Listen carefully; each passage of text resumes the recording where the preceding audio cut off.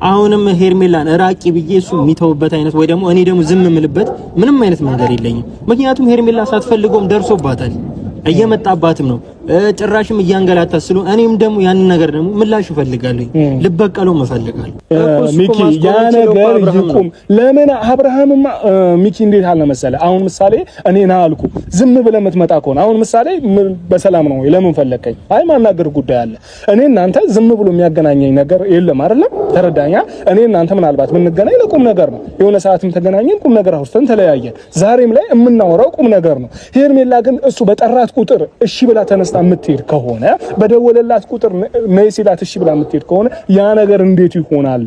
ሚኪ ያንን ነገር አስቁም እኮ ነው እያልኩ ያለው። ከዚህ በፊት ትታው ነበር እኮ ከዚህ በፊት እኮ እኔ ቪዲዮ ላይ አልወጣኝም እንጂ አውርቻትም በራሷም ወስና እኮ ከዚህ በኋላ አብርሃም አጠገብ አልደርስም ብላ እኮ ዳግመኛ ወደ ህይወቷ የመጣው ራሱ ነው። ከሩታ ጋር ቢመለስም ይሄ ከሄርሜላ ጋር ሆነ እኔ ጉዳይ አይደለም። ገባ? እዛ ጋር ቢመለስ ከሩታ ጋር የልጁ አባት ነው። ልጁንና ሚስቱ ማስተዳደር ከቻለ ይሄ ልጅ ልብ ገዝቷል። በቀል አልበቀሉም። እኔ በቃ ሄርሜላን አጽናናታለሁ። አብርሃም የሚባል ህይወቷ ላይ እንዳይመጣ ነው ማደርገው። ግን እያደረገ ያለው ነገር ሶስተኛ ሴት ከምኔው ሄርሜላ ላይ መደረብ ቻለ። ከዛን ሲቀጥል ደግሞ ምን አይነት ሪስፔክት ነው እያሳያቸው ያለው ነው። ገባ አይደል? በትንሹ ያልተቋጨ የማይክል ጃክሰን እና የሄርሜላ ጉዳይ አሁንም እንደቀጠለ ነው። ቤተሰብ እንዴት ናችሁ? የፍቅር ጀማ ላይክ፣ ሼር፣ ሰብስክራይብ በማድረግ ቤተሰብ ይሁኑ እላለሁ።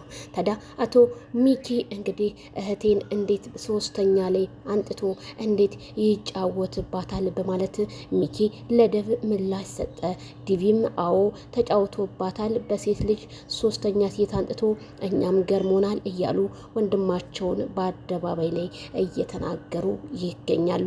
ታዲያ ማይክል ጃክሰን ለዚህ ሁሉ ችግር ከምትበቃ ከዚህ ሁሉ ችግር ወጥተህ ሰላምን ፈጥረህ ከአንደኛዋ ጋር ብትሆን ብዬ እኔም ተመኘው። ያው የምትሆነው ከሄርሜላ ጋር ነው፣ ግን እነሱን ላንጫጫቸው ብሎ ነው መሰለኝ ፋሚሊ። አዎ ዴቭ አቋም ይኖርህ እናውቃለን። አንተ ወደ ሩታ እንዲሄድ ትፈልጋለህ፣ ግን ነገሮቹ ሁሉ ባለመሳካታቸው እኔ እናንተ እንደ ሰውኛ ተነጋግረን ችግሮችን መፍታት እንጂ ያለብን መጣላት የለብንም ሲል እንግዲህ የሄርሜላ ወንድምን በፍራቻ ተናገረ። ስለዚህ የሄርሜላ ወንድም አሁንም ቢሆን ከእህቴ ላይ አልደራደርም፣ የመጣው ይመጣል እንጂ ማይክል ጃክሰንን ለበቀል እንኳን ባላስበው ያለውን ነገር ያሳውቀን ሲል ተናገረ። ጉድ ነው፣ ጉድ ፈላ። ታዲያ ይሄንን ነገር ምን ማድረግ ነው ያለብን? እኛም ኮሜንታተር ዩቲዩበሮች ጭንቅንቅ ብሎን ሀሳባችን ሁሉ ተምታቶ